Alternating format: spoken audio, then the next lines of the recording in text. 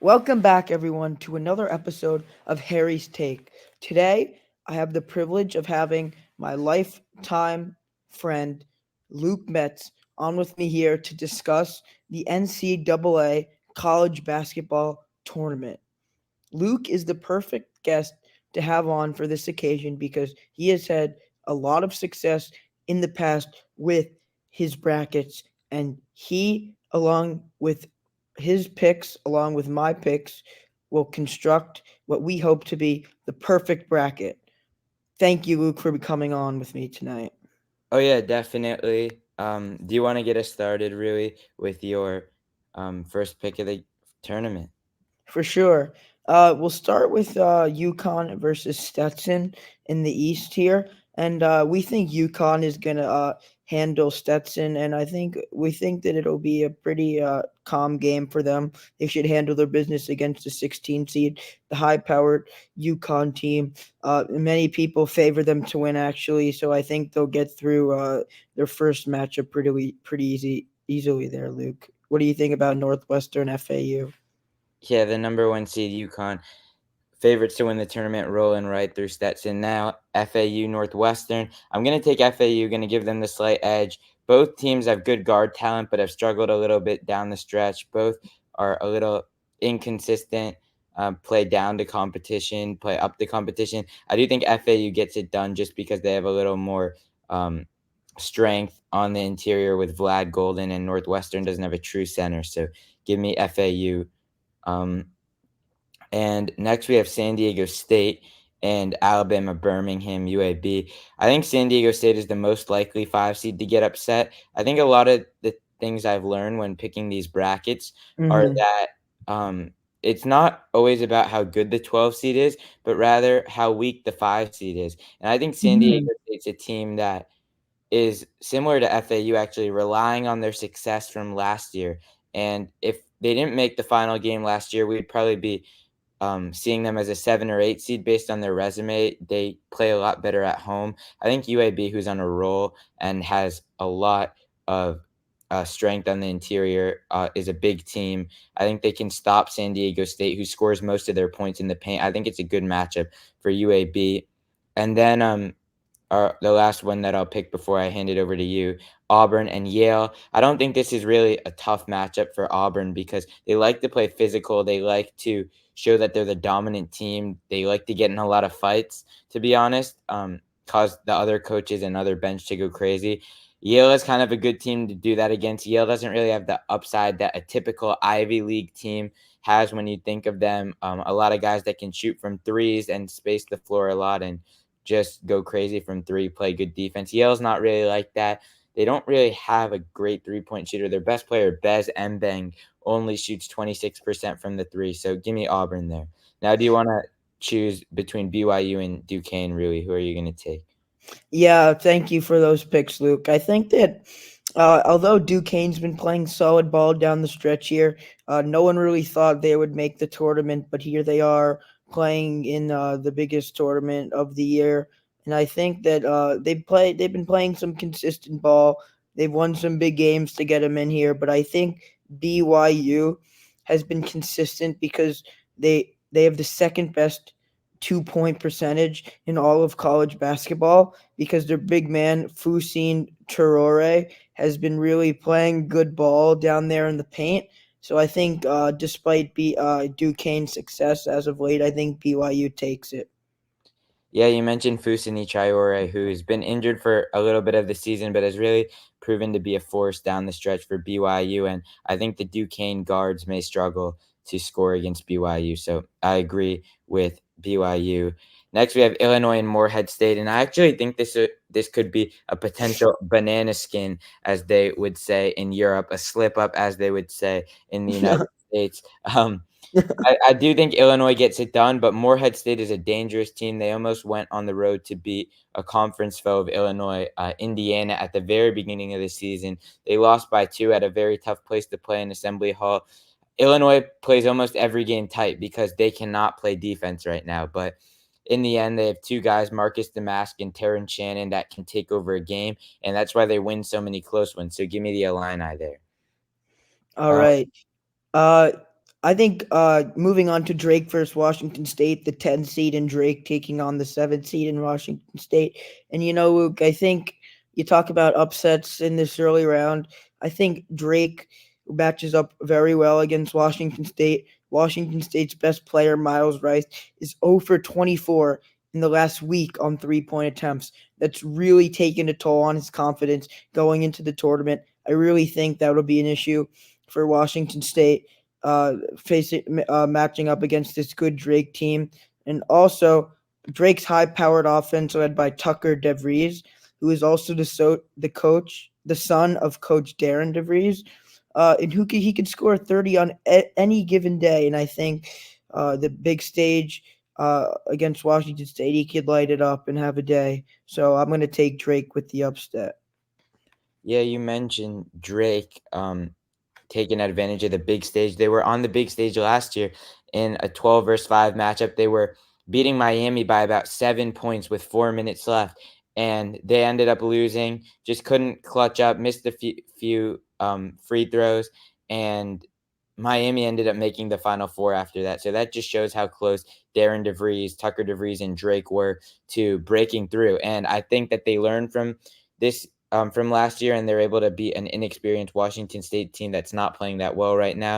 And then we're going to go ahead and advance Iowa State over SDSU, the second SDSU, South Dakota State. Their defense is just too good. They'll advance.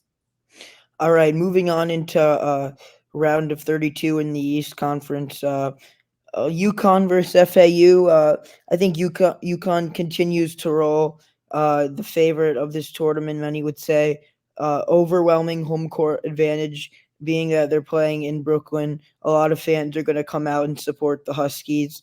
Their point guard, Tristan Newton, and big man Donovan Clingan, they're going to prove too much for FAU's weak defense, who, as you mentioned before, is really disappointed after their Final Four appearance last tournament, Luke. Yeah, Clinging can just get good post position on Vlad Golden, who's a much thinner guy than him. He can just dominate the paint. So yeah, I think UConn rolls in Brooklyn. Then Auburn is going to beat UAB. UAB, the upside is limited for them. Auburn is a very dangerous offensive team as well as defensive team. In years past, Auburn has been predominantly defense, but this year they can score the ball really well with the additions of Jalen Williams. Trey Donaldson is playing really well, and the transfer Denver Jones, who's a sniper from the 3-point line. Good pick there, Luke. Moving on to BYU versus Illinois. I think I'm going to take Illinois here. It's a tough matchup here for BYU. BYU would have to shoot really well from the 3 ball to keep up with Illinois' consistent scoring in the paint with Shannon and Damask. So I got Illinois taking on BYU and getting the dub to move on to the Sweet 16, Luke. Yeah, BYU could beat any team in the country. They could lose to any team in the country, which is kind of why they've been a little bit average as a 6 seed. The really good offensive teams, they struggle to beat because they shoot too many threes, and if they're not going in, they're not going to be able to keep up. So great pick there with Illinois. Drake and Iowa State. This could get spicy. I mean, Drake, as I mentioned, Tucker DeVries, or as you mentioned, Tucker DeVries is one of the most elite scorers in the country. He loves the big moment. And this team, frankly, is a little bit more experienced than Iowa State is in the tournament after Iowa State crashed out in the first round last year. I think I edged the 2 seed Iowa State just a little bit in this one, just because they are the best defense in the country. But teams that struggle a little bit on the offensive end, such as how Iowa State does this year, may be susceptible to upsets. But I'm going to trust Keyshawn Gilbert. He's the best offensive player on this Iowa State team. He's a real leader. Like, when there's no offense going on, he can kind of create something out of nothing. Drake, again, is a dangerous team, but we're going to take Iowa State here. Moving on to the Sweet 16, you've got a big one in UConn versus Auburn. And, this may be the toughest task of the tournament for the defending champion against a physical Auburn team, that is. But their ability for UConn to get open looks through off-ball screens, along with their ability to stay out of foul trouble with the home court in Boston, will lead to a tight victory for UConn. But don't count Auburn out of this one, Luke. As you said, very physical team. It's going to prove a challenge for UConn, but I do think UConn rolls into that Elite Eight there, Luke. Yeah, I would have to agree, but Danny Hurley, coach of UConn, maybe one of the best coaches in the country, but he can get frazzled at times when he's not getting his foul calls, and Auburn could definitely do that to him because they play so physical and because they're so deep, so they can afford to get in foul trouble more than other teams. So that I think is definitely the toughest task of any team's tournament so far with UConn playing against Auburn. And then Illinois, Iowa State, as I mentioned in the last one, Iowa State, I think good offense beats good defense. I don't know how good Iowa State's offense is right now. Their point guard, Tamin Lipsey, is a bit reluctant to shoot the ball. They had that dominant win over Houston where they looked really good, partially thanks to Keyshawn Gilbert being so good on the offensive end. Um, I do think Illinois gets it done, though. Shannon Damask, they know how to win tight games. Coleman Hawkins, their big man, who's been actually probably their best player on the defensive end. He contests anything that a guard will put up. And Illinois, their bigs are not really that threatening um, on the interior. I mean, Trey King can come out and shoot from mid range, shoot from three, which he's not that great at anyway. But I don't know. They're not that threatening in the paint. I think Illinois gets it done. And then we have UConn and Illinois. Yeah, it's a really interesting matchup heading into the Elite Eight here. You're trying to push for a Final Four spot. You got the number one seed in UConn facing a very consistent Illinois team. But when you look at two good offenses, you got to think about the defense on the other side, Luke. And UConn has been much stronger defensively than Illinois. You look at 7'2" Donovan Clingan. I think that he will contest Marcus Damask and TJ Shannon's drives to the rack, putting Illinois at a disadvantage with all that size UConn brings. So I'm just sticking with UConn rolling into the Final Four there, Luke. So that's our Eastern region. Let's move Hmm. on into the South. Yeah, so we'll come over to this side of the bracket. We'll wait to see who UConn faces in the Final Four because we are starting with the number 2 overall seed, Houston, going up against Longwood. What do you think? Yeah, Luke, you've got a very uneven matchup here. I think Houston is going to take care of Longwood advance. Yeah, Houston, their numbers were really high at the beginning of the season in the non-conference when they were playing poor teams. They're just going to dominate Longwood. It's what they do to weaker teams. Next, we have Nebraska and Texas A&M. Sorry, I'm just thinking of Longwood, but Nebraska. Sorry, that's a quick laugh for the viewers. Um, I never thought of that when I seen Longwood, but just staring at the name. Um, anyway, always good to have a laugh. Nebraska and A&M. This is a really even matchup between the two teams. Nebraska shoots a lot better from the field. Texas A&M is a lot better at offensive rebounding. I think this comes down to um, who's playing well and who's more experienced. And I think that this might be the most even matchup in the tournament that we'll see in the first round. I think Texas A&M gets it done. I think good things come 1 year late sometimes. Texas A&M should have made a little bit of a better push last year in the tournament. But I think with the experienced upperclassmen guards in Tyrese Radford and Wade Taylor, along with their bigs in Anderson Garcia and Solomon Washington, who are the best rebounders in the country, A&M gets it done. I like that pick there, Luke. Moving on to Wisconsin versus James Madison. James Madison knows how to win basketball games. They dominated the Sun Belt and beat Michigan State on the road. While Wisconsin struggled in February, they have seen much more success in March, and thus we are going to take Wisconsin over James Madison in a close one there, Luke. Yeah, Wisconsin's been on a roll. Ooh, something just happened to my lights right there. Um, sorry about that. Um, It appears mine as well. again, we're gonna keep the bloopers. Always good to have a laugh, but yeah, Wisconsin, they've played really well since they've gotten out of their slump. They were in a huge slump in February, but they seem to play a little bit better. You might just want to turn up the brightness on your computer. Um, yeah, I don't power outage, whatever. Um, Yeah, Wisconsin, they've been on a roll, so I like Wisconsin there. And then Duke and Vermont. It's going to be Duke. This Duke team is very composed. I don't think they get into a Duke dilemma. Last year in the first round, they were going up against supposedly the dark horse of the tournament in Oral Roberts, who they beat by 25 points. I think they avoid upset against Vermont. Moving on to NC State versus Texas Tech. And you look at big guys in college basketball and you think of NC State's 275-pounder center DJ Burns. And I really think he'll be able to really dominate the paint and rack up some points, assuming that Texas Tech's best big man, Warren Washington, will be out with his lingering foot injury on the sidelines there, Luke. But if things stay the way they're looking, Luke, I think NC State will beat Texas Tech in the upset.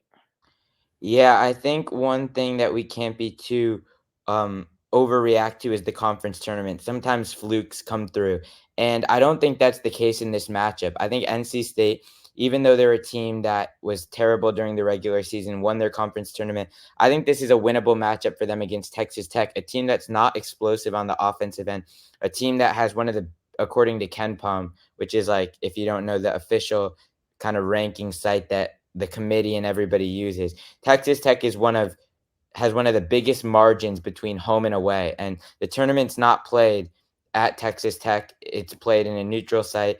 NC State's kind of figuring out how to play with DJ Burns. He can just be so physical, and especially with Warren Washington not available, NC State could roll through this one. Then Kentucky's going to be Oakland. Kentucky could be upset because of their defense, but I'm so confident in their offense that I think they win this one. Moving on to Florida versus Boise State or Colorado, and we don't really know who Florida is going to be facing in this first round matchup, but so there's really two picks in this segment here, Luke. But you look at Colorado and Boise State, and you think Colorado will take care of Boise State, I no agree. Yeah. problem. But now you look at Florida versus Colorado. It's a very interesting situation for Colorado. The underdog against a really good Florida team. It's playing good basketball this year.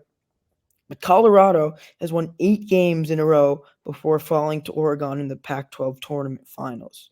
Plagued with injury issues throughout the season, especially to their top 5 NBA pick, Cody Williams, but they have regrouped nicely and will beat a Florida team that struggles to hold a lead. So, Luke, I think Colorado defeats Boise State to get into the tournament. And then once they're in the tournament, they win their first round matchup against Florida, Luke. Very big week for the kids in Boulder there, Luke.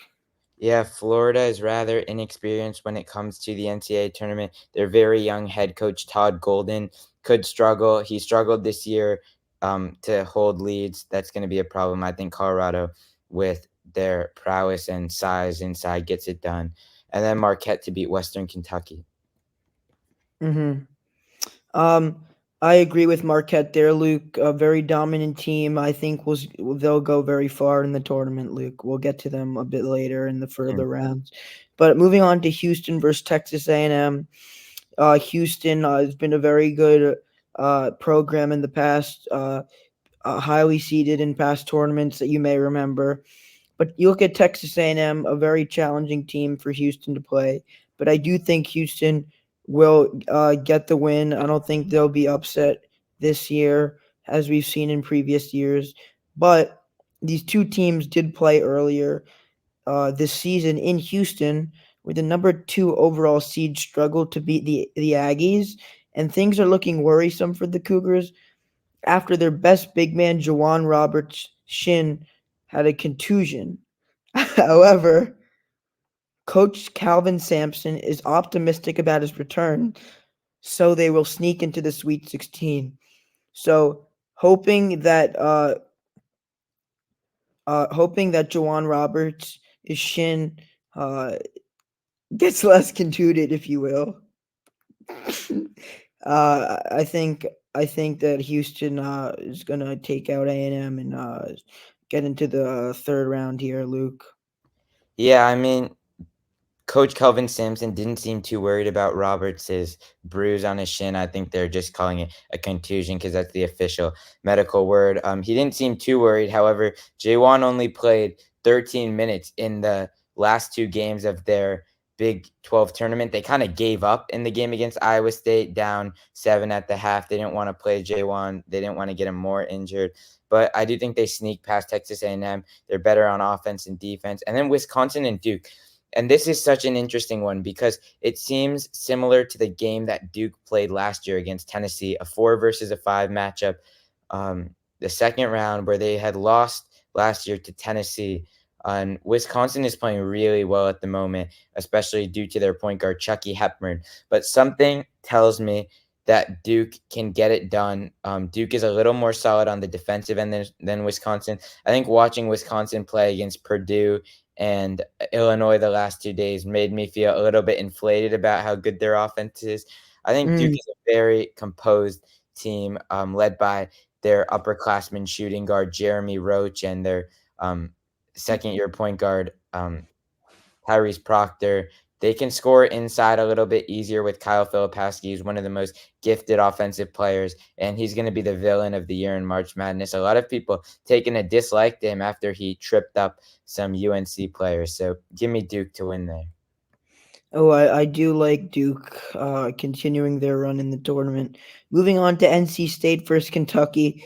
NC State had a big upset in the first round, but I don't see their Cinderella story continuing. Kentucky's been dominant. I think they're going to make history by being the first ever team with a top 10 offense and a top 10 defense that is not in the top 10, that is not in the top 100 to ever make the Sweet 16. Luke, can you tell us more about that history? Yeah, so the Ken Palm rankings again have been alive since 2002. Ken Pomeroy started his rankings, and the most interesting stat that he has is that there have been 27 teams that have a top 10 offense and a defense that is not in the top 100. And Kentucky is that. And those teams have been 0-27 since his program started. However, I think with this draw and this might be one of the weakest matchups in the tournament, NC State and Texas Tech, and I don't think Oakland can beat Kentucky. So I really see a path for Kentucky to be the first team to break through like that. Because they do play really good defense in some games. This is a little bit scary matchup because DJ Burns could just take Ugana Onyenso, who's a very thin, lengthy center. He could just back him down and back him down and back him down. But something tells me that Kentucky's offense is going to have a say and just get them through to Sweet 16. So give me Kentucky to win that one. And then we have Colorado and Marquette. And this is an interesting one, but I think Marquette is composed enough to get through it. With Tyler Kolek hopefully coming back. They played really well without him, though. They were able to knock off Providence, knock off Villanova, play close against Creighton. They almost look a little bit more together without him. I'm not saying that they're better without him, because they're better with him because he puts up so many points and assists each game. But I don't know, maybe him taking a break for a little bit with his oblique injury has kind of helped the others step up. So we'll see what they can do. Yeah, I like Marquette there too, Luke. Moving on to Houston and Duke into the moving into the Sweet 16. Very interesting matchup. We see Duke just scraped by versus Wisconsin. We think Duke's coming off a really tight game, but look, they have some time in between games 2 and 3, but still, I think Houston, their 3-point shooting has been very sharp as of late, led by sharpshooters L.J. Cryer, Jamal Shed, and Emmanuel Sharp, and they have closed games out for the Cougs lately, which gives me a lot of confidence for them to advance into the Elite Eight, taking over Duke, despite Duke's big wins in games prior. Give me Houston there, Luke, to advance. Yeah, when you look at the lineups on paper, it almost looks like Duke is a way more talented team and the obvious pick. However, Houston is more physical. They're arguably better coached, and their defense is special not because of their defenders, but because of how they preach and teach defense. And they're Mm. gonna overload the ball side of the floor and leave guys on the other side open for three. And basically what that's gonna do is it's gonna force Duke to do two things that are not easy to do. And it's going to force them to make tough passes to the open court because somebody's going to be open when they overload the ball side of the floor to try to create steals and points off turnovers. And it's also going to make a guy take a three when they're a catch and shoot three when they're not that comfortable to shoot it because they might not be ready to shoot it and they might know that a Houston guy's about to run at them and try to contest it. So that's what makes this Houston team so tough, not because of their personnel, but the grittiness and toughness that they play. They could definitely reach the Elite Eight. Um, I think Kentucky and Marquette, this is not necessarily a bad matchup for Kentucky. However, I do think that Tyler Kolek, Cam Jones, they're just going to get so many points off of blow-bys. They can just blow right by this Kentucky defense. Um, I don't think they're going to struggle with that. So I like Marquette to win there over Kentucky. I think Kentucky's run finally comes to an end. Great season for them. They've NBA caliber players all around. They're just not that great on defense. So Marquette, Houston, what do you think about this one? Yeah, you talk about blowing by the defense there, and I think Marquette, as you said, a very fast paced team. They waste no time getting the ball down the floor. And for these reasons, we talk about Houston, very solid team, but something about this Marquette team this year, Luke, I just feel like they're going to edge their way into the Final Four there. Uh, Tell us a little bit about a bit more about that matchup, Luke. Yeah, so this technically is not a great bracket for Marquette, right? You look at the bracket and you're like, oh, Marquette has been the most consistent team here. Um, but this is not the greatest draw for them to go against Houston. You know, Houston can really struggle against a team like Duke if Duke is playing well, or a team like Kentucky if Kentucky's shooting the ball well. Somebody that's going to outscore Houston. Um, Marquette, on the other hand, is pretty solid on both ends of the floor. They're not going to give Houston open looks, and they're not going to turn the ball over. And that's basically what Houston's offense is fueled on: points off turnovers. Houston's not a great half court offense. They're going to look for Emmanuel Sharp and LJ Cryer off threes, but they don't create much in the paint. And I think that Marquette's ability to score in the paint with Oso Iguodaro could be possibly a good matchup for them. So I'm going to take Marquette to beat Houston, especially if Jaywan Roberts is not 100%. So I like Marquette to win that one. All right, moving right along into the Midwest here. Um, Here we go. Yeah, the Midwest. We got Purdue in the 1, and the 16 is undecided between. I think that's Mount Saint. Montana State and Oh, Montana State versus what is the Grambling State, two teams that, or Montana State was pretty bad all season. They snuck in over Montana in a last minute conference tournament final, but I think we're gonna have Purdue.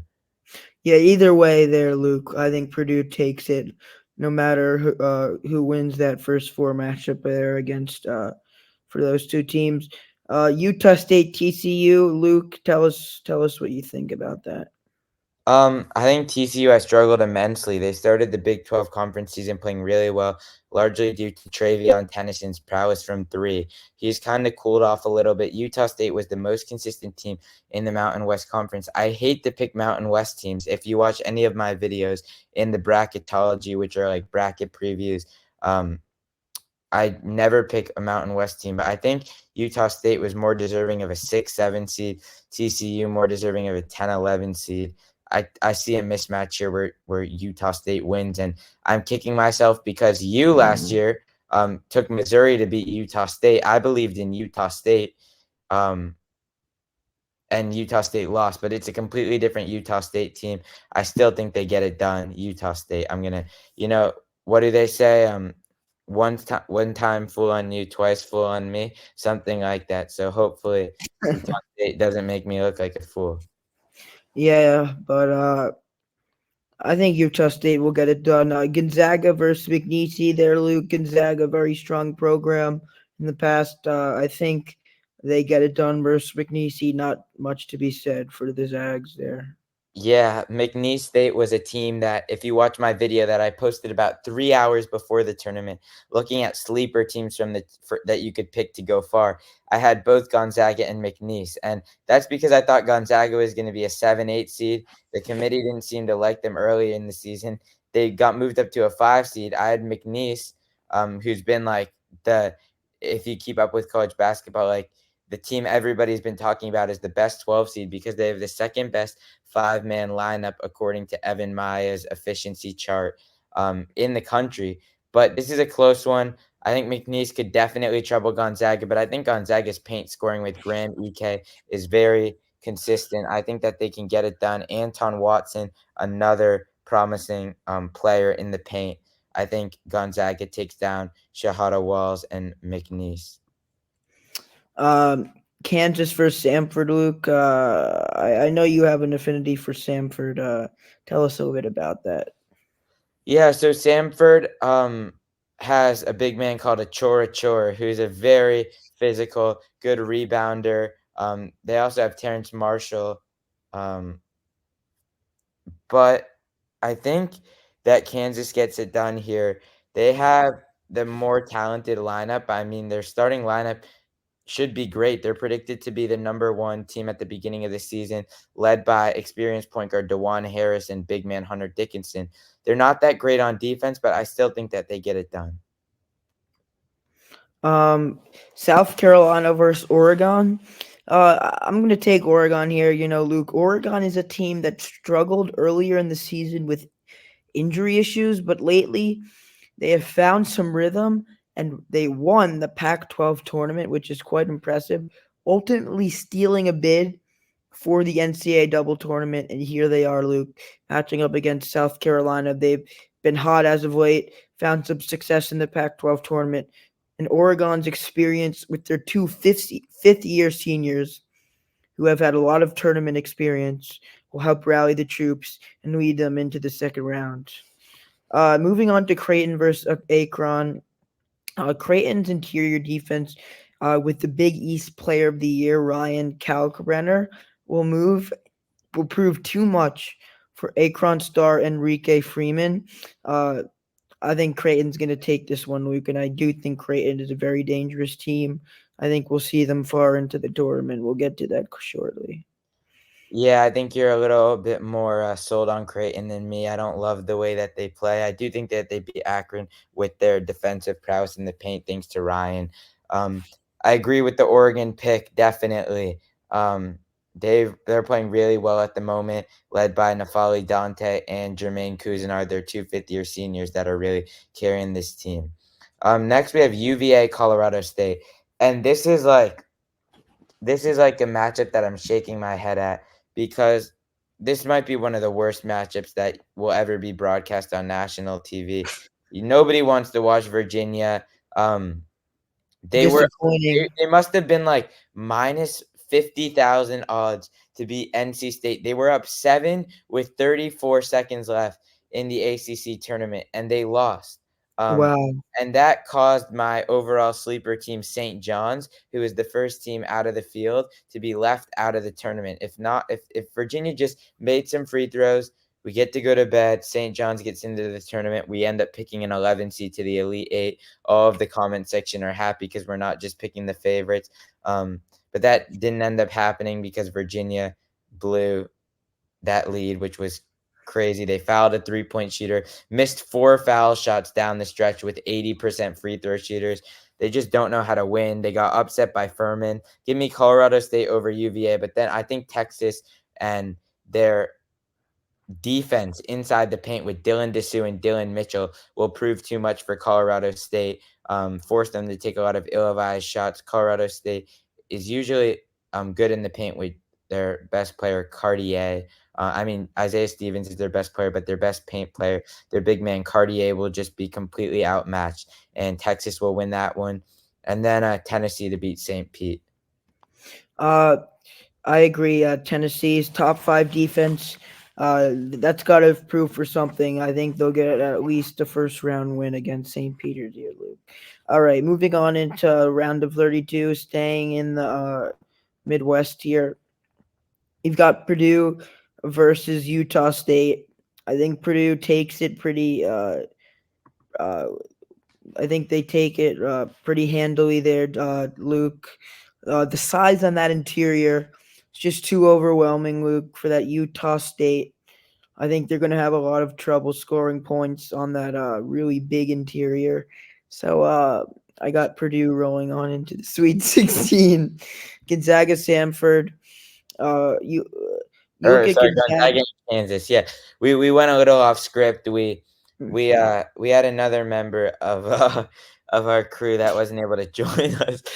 Um, some Look, nothing it's nothing happened there, we adapt. but he really wanted Samford. I think the better pick is Kansas here, considering we're gonna have more upsets when we get to our West region, the most fun region. I think Kansas goes up against Gonzaga. I think um, I don't know. I kind of like Kansas more than everybody else, but the aura around this team is not great. I'm going to take Gonzaga just because of their ease when scoring in the paint with Graham Ike. Give me the Zags there. Um, yeah, we got Gonzaga over. We got Gonzaga over Kansas there. Um, Moving on to Oregon versus Creighton. I'm going to keep it rolling with Creighton. I think they've been a very good team down the stretch here. They're always in the conversation come springtime when it comes to the tournament. You're always talking about Creighton, and I think they continue to show the country that they have a good program and that they have a sustainable program. And I think a win over Oregon here solidifies that as they move deeper into this tournament for another year here, Luke. Yeah, and then Texas, Tennessee. It's again a matchup of teams that don't seem like they want to win in the tournament, but I think that Tennessee. What I mean by that is both like Texas cannot keep a second half lead right now, so I'm forced to take Tennessee. But Rick Barnes, as a coach of Tennessee, has been terrible in the NCAA tournament, blowing golden opportunities. I think they get through Texas though, with how good their defense is, top 3 defense in the country. And they have their scorer, their star player Dalton Connect, who can go lights out when they need him to. So give me Tennessee. In Purdue versus Gonzaga there, Luke. Tough matchup. Who do you got? We saw this earlier in the season. Purdue, Gonzaga. Gonzaga really got off to a strong start, but Purdue just got themselves back in it. It'll be an exciting, fast-paced matchup. I think Purdue with Zach Edey gets it done, maybe gets Graham Ike in some foul trouble. Give me the Boilers there. All right. Final, we got Creighton versus Tennessee. I've been talking highly about Creighton in this video, and I'm not going to stop because that would be inconsistent. So I'm going to stay with Creighton here. As I said, I've liked the way they've played down the stretch, Luke. They have some good big men on the interior. So I think that Creighton is going to make it to their regional championship respectively there in the Midwest. And that Yeah. brings us to our Midwest final, our Elite 8 matchup for the Midwest. Mhm. And we have Purdue versus Creighton. I think I'm going to take Purdue here. I have been talking highly about Creighton. Though though Creighton loves to shoot the three, they can be really inefficient if Baylor Shearman is not having a good night.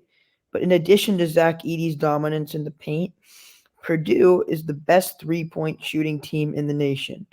And they're led by the best trio, one of the best trios in the nation, with Braden Smith, Mason Gillis, and Fletcher Lawyer. And I think a hot 3-point shooting team led by these three guys is really hard to stop. You got I think the Boilers make it to another Final Four here, Luke. Yeah, if you were to ask me which team has the easiest go of out of the all 4 1 seeds, I would say Purdue has a pretty weak region, starting with that 8-9 matchup and continuing throughout the region. I think Creighton and Tennessee is one of the weaker 2-3 matchups. As you said, this could get ugly for Creighton if they keep shooting threes. They don't really do well against big teams like Purdue that can score in the paint because that kind of takes away Ryan Kalkbrenner's ability to dominate the paint, um, which makes Creighton Creighton. And if they keep shooting the three ball, when they get behind, they tend to go to the three ball a lot. And Baylor Shireman takes a lot of poor shots when they're down. And it's just not a great matchup for Creighton. So I think Purdue gets it done. I think out of all 4 1 seeds to make it to the Final Four, I'm most confident in the Boilers just because we have Houston has a tough schedule going up against Texas A&M, Duke, Marquette, or Kentucky, and UConn has to go against Auburn and Iowa State possibly, or Illinois. So I think Purdue, I'm pretty confident in. What would you say? You'd agree with that? Yeah, I like Purdue a lot here, coming out of the Midwest. As you said, a lot of stronger teams in other regions. But finally, moving on to the West here, our last Yes. region. We start with UNC versus um, Howard or Wagner? Howard or Wag. And I think the UNC, the 1 seed, their electric shooting guard, RJ Davis, will absolutely light it up against the 16 seed. In an easy victory for the Tar Heels there, Luke. Yeah, and Michigan State versus Mississippi State, the next matchup. It's one team that maybe wasn't expected to be great, really deserving. Mississippi State against a really on paper talented Michigan State that's been undeserving. And I think as the game as you're watching the game, everybody's going to slowly realize that, man, I should have picked Mississippi State. All the money, all the everything's going to be on Michigan State. I guarantee you that because of their possible upside. And what we look at with Michigan State is that the aura around, like, not the aura because the auras around their team has been bad this year, but the perception around the team is that, they've just been underachieving, but when they want to, they can really turn it on. And that's not the case for them. Defensively, they've still been one of the best 15 teams in the country, and they have the consistent effort. They know how to play defense. It's offense for them that really has been hard to come by, but they're going to lock down on defense, and I'm going to be one of those idiots that is going to pick Michigan State until they lose. Somebody's going to tell me, not somebody. Look, Tyson Walker's eventually got to start knocking down shots. Same with AJ Hoggard, and the defense is consistent. So give me Michigan State against a really good Mississippi State team. Yeah, and then you got St. Mary's versus Grand Canyon.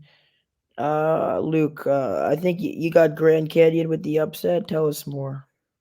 Um, this is one I've been pondering on. If you watch my YouTube video, I picked St. Mary's to the Sweet 16 because I like how good they are on the interior. I think Aiden Mahaney gets a little bit inconsistent, but I think we're gonna pull the upset here. We don't have that many upsets in our bracket. Grand Canyon has one of the best players in tying Grant Foster, and if St. Mary's is playing a low-scoring game, Grand Canyon can get it there. But I don't know. Personally, I mean, for the video, we're gonna go Grand Canyon. We don't have enough upsets. Personally, I would take St. Mary's to the Sweet 16, but Grand Canyon is a very good team. I wish these two didn't play. I wish Grand Canyon could have gotten any other 5 seed. I would have picked them happily, but this one I'll pick with a little bit of hesitation.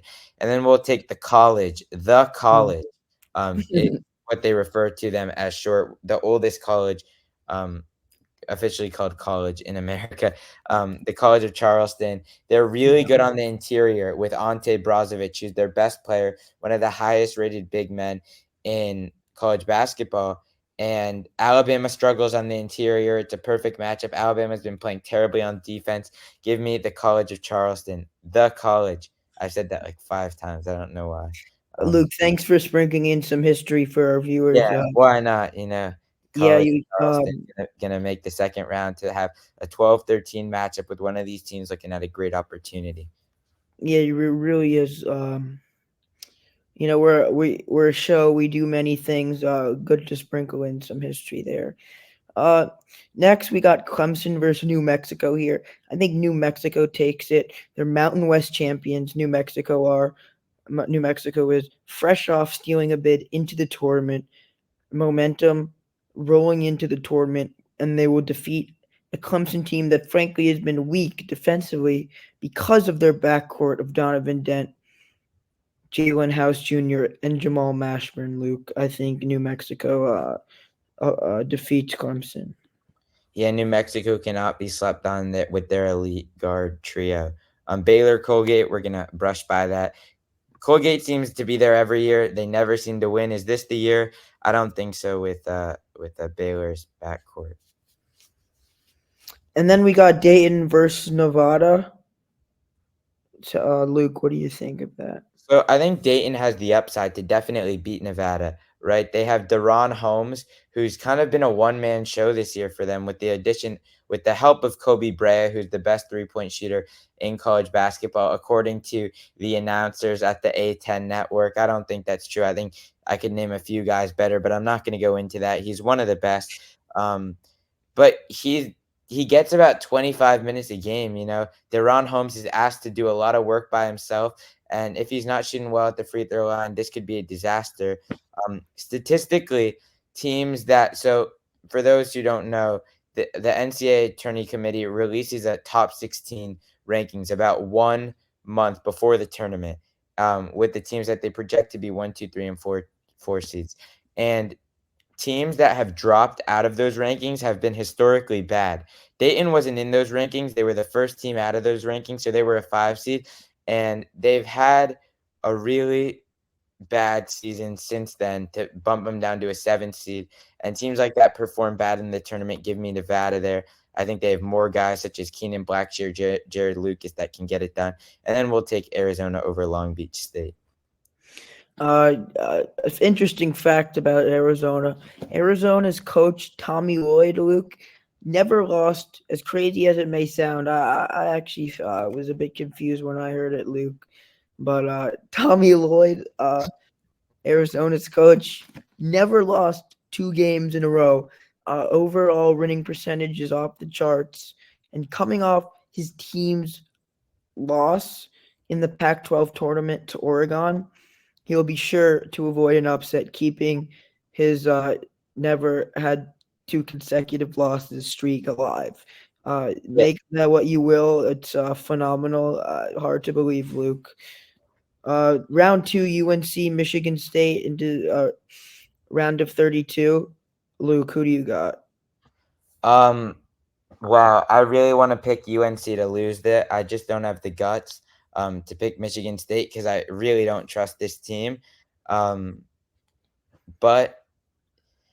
I am just going to slightly do UNC. I think they score a little bit better on the offensive end than Michigan State. Michigan State needs to get hot to win this game. UNC doesn't need to get hot, but I'm giving this a 65 to 35% chance that UNC wins. But man, I really think Michigan State could do it because this UNC team gets a little bit frazzled in the big moments. Yeah, you talk about hot, Luke, and I think of the Grand Canyon in sunny Arizona. That I was awesome. That was awesome, by the way. I also think of their basketball team, Luke. As we said, very hot team, one of the best college basketball stars in the country. I know you're a big fan of the college in Charleston, but maybe for the sake of this video and for the sake of those folks in Arizona, give me Grand Canyon continuing their Cinderella story. Baylor, New Mexico. I think Baylor gets it done here. While New Mexico's guards can be elite, Baylor has the advantage in the paint with the NBA lottery pick, Eve Missy, who has been phenomenal for Baylor this year, Luke. Yeah, Um, Eve Macy, Jalen Bridges, that front court of Baylor definitely has the advantage over JT Toppin and Nelly Jr. Joseph of New Mexico. and then finally, in the last game, a round of 32, Arizona versus Nevada. Arizona is a top 20 defense, but they have lost to teams who have shot the three ball well. But because because they do not guard the perimeter. Uh, Luke, you said they don't really guard it at all. Is No, that they don't even try to guard the perimeter, kind of. so? What is the strategy in that decision, Luke? Or are they just lazy on the defensive side of the ball? No, I mean, if you watch a lot of clips, it seems like they're deliberately trying to make teams take threes, which is kind of like an anti-analytics play. But I think because they're so good at rebounding and they're so focused on getting the rebound that they're willing to let up threes because they're not willing to let up second chance points. And sometimes that hurts them if a team gets hot. Luckily for them, Nevada is one of the worst three-point shooting teams in the country. They score Mhm. most of their points in the paint. So what do you think? I think we're gonna Yeah, really. I think for that reason, uh, if if they were going up against a hot 3 point shooting team, and maybe a different story. But as you mentioned, Nevada has not been great from downtown, so Arizona will let them take shots all day, and they're according to the numbers they'll miss. So I think they'll Arizona will squeak one out there, and then UNC Grand Canyon Sweet 16. Really upsetting end to Grand Canyon's run here. But look, UNC number 1 seed, Tar Heels basketball, not gonna lose to some college named after a canyon, Luke. Yeah. Couldn't have said it better myself. I don't think that's an upset that UNC faces. UNC could be upset by Michigan State. If St. Mary's makes it there, UNC better be watching their pants for some brown spots. I'm not gonna curse. I'm not gonna use explicit language on this podcast, but if you can imagine Thank what. you. We try to keep it family Um, friendly. we mentioned 3-point shooting teams being the Achilles heel of Arizona. If Baylor could play defense themselves, this could be a very bad matchup for Arizona. But I do think this is one that Arizona likes. Baylor is really going to be a mismatch, going to be mismatched in the paint by Arizona's strength and force. I mean, Umar Ballo, if you look at that guy, he is just a lot stronger than Yves Missy, who is a very talented player. Um, in the West region, this will be played in Los Angeles. Again, I think Arizona gets the home crowd. Arizona fans travel extremely well. They've been really disappointing this season, which makes me think that they're going to play great in the tournament because they were kind of very great the last 2 seasons in the regular season and disappointed in the tournament. So kind of that inverse Tommy Lloyd, not like playing better when you lose, like Not two playing. games in a row, Luke. Yeah, exactly. Like once they lose, they seem to be refueled. They most of the time they I want to look at this stat. I think he's only lost one. Like I think he's only lost 2 out of 3 games one time, and that was the first time they've ever done it. When they lost to USC this like last Sunday, then they beat someone in the Pac-12 tournament, USC. Then they beat USC. Then they lost to Oregon. Like he never loses 2 out of 3 games. Like so, like the the win after the loss kind of carries for one more win, and then they begin to get undisciplined after that. But I think Arizona goes and beats Baylor, and then we have our final 8 between UNC Arizona. Luke, I think I'm gonna take Arizona. Caleb Love is playing a revenge match against his former team in UNC, and both teams are top 30 in both offensive and defensive efficiency. But I think Arizona will get it done because of their efficiency when it comes to scoring in the paint with Umar Ballo, as you just talked about. Caleb Love, absolutely electric this season, and Jaden Bradley, who does great things for them coming off the bench. So I got Arizona in my Final Four. The last team of the Final Four is set, and let's move into the Final Four. We've got UConn versus Arizona and Purdue versus Marquette. Luke, why don't you talk us through both of those matchups and give us your picks? Yeah, I mean, all of these teams, as you can see, are well-rounded offensive, defensive teams. You really can't go wrong with this Final Four, I think. And this is being played in Arizona. So, I mean, Arizona has the tremendous advantage in Phoenix. UConn fans travel well. I don't really know any Marquette fans, so I don't know how they travel.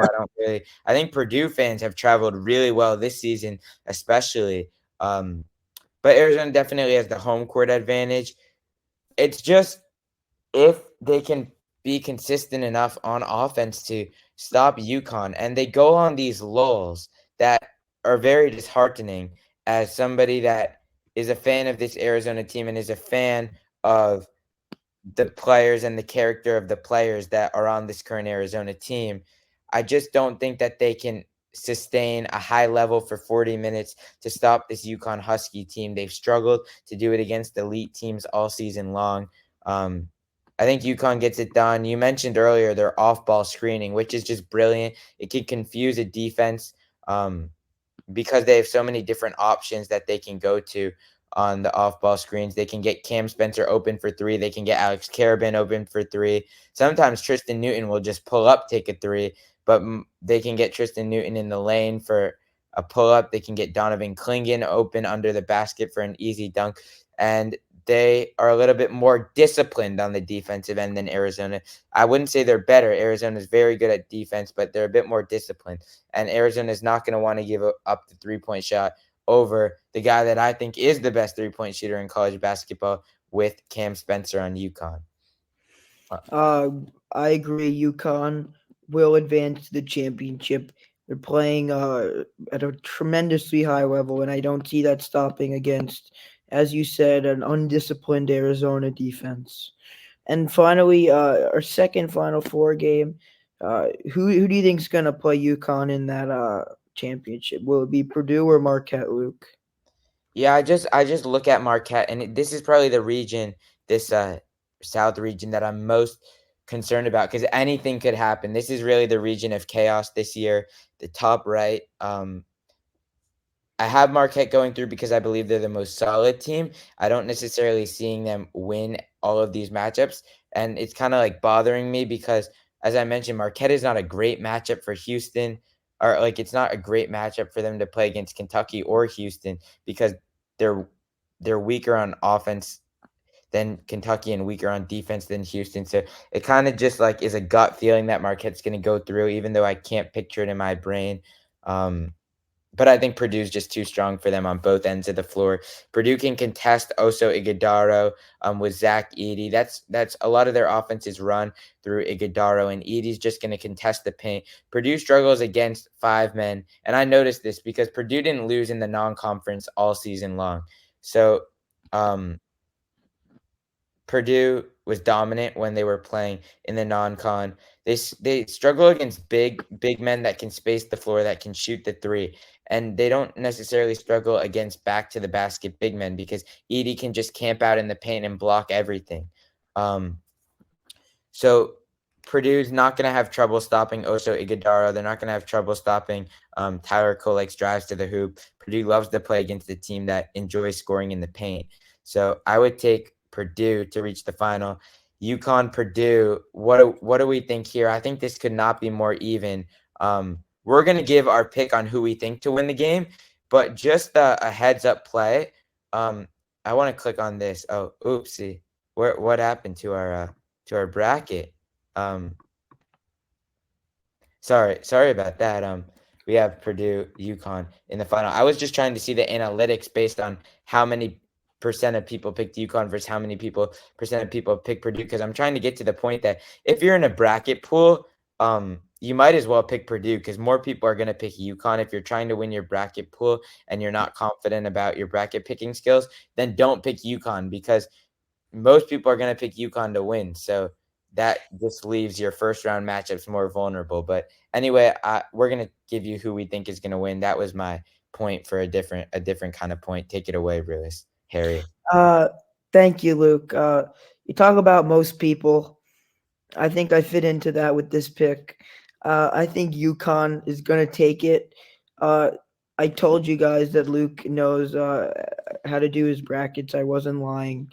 He has really good inside information on how to actually do well in these big bracket pools. You can check out his channel, Brackets and Rackets, on YouTube, which I'll be happy to leave in the I'll tag him below. But yeah, definitely check out Brackets and Rackets, Bracketology, you name it. We've got some good stuff here with Luke. But back to our main event here. We've got Purdue versus UConn. You mentioned most people will pick UConn. I'm not going to stray away from most people. I've done it in the past. Didn't work for me. But let me tell you why.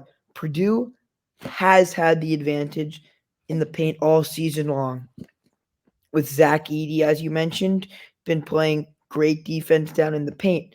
But where his issues will arise is when you got a guy like Donovan Clingan, 7'2", is going to cause Edey serious trouble in the paint. And for those, uh, and that battle of the two most efficient players in the country is what I believe will be what decides who wins this year's tournament.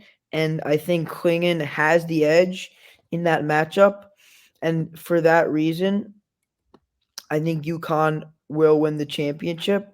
And additionally, perimeter players such as Tristan Newton and Cam Spencer, as you mentioned before, um, and the coaching that Dan Hurley has been able to provide to his squad will give UConn a slight advantage. As you said, very, very even matchup. But I think UConn, with these key matchups here, has a slight advantage to win back-to-back national championships.